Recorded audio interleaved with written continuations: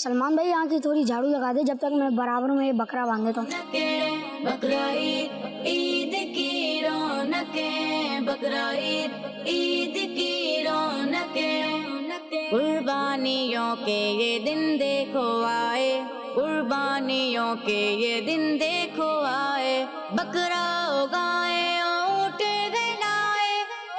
क्या कर रहे हैं आप? बकरा बांध रहा हूँ। तुमने घर के पास बांधे ना? भाई कुर्बानी का जानवर है, आप बांधने दीजिए, आपको भी सवाब मिलेगा। यहाँ गंदगी हो रही है, आने जाने में परेशानी होगी। क्या बात है, क्यों लड़ रहे हैं?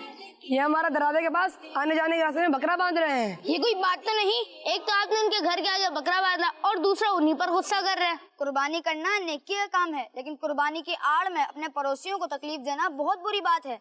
अल्लाह पाक के आखिरी नबी सल्लल्लाहु अलैहि वसल्लम की हदीस पाक के मुताबिक अच्छा मुसलमान वो है जो अपने पड़ोसियों को तकलीफ ना दे। मुझे माफ कर दें। जज़ाकल्लाह, आपने मेरी इस्लाह फरमाई। मैं आइंदा के बाद किसी के घर के आगे अपना बकरा नहीं बांधूंगा। ये हुई ना बात, मैंने भी आपको माफ किया। माशाअल्लाह, बहुत खूब। बकरा ईद है, बकरा ईद है, बकरा ईद की रौनकें, बकरा ईद की रौनकें। बच्चों का मदनी चैनल आ गया, बच्चों का आ गया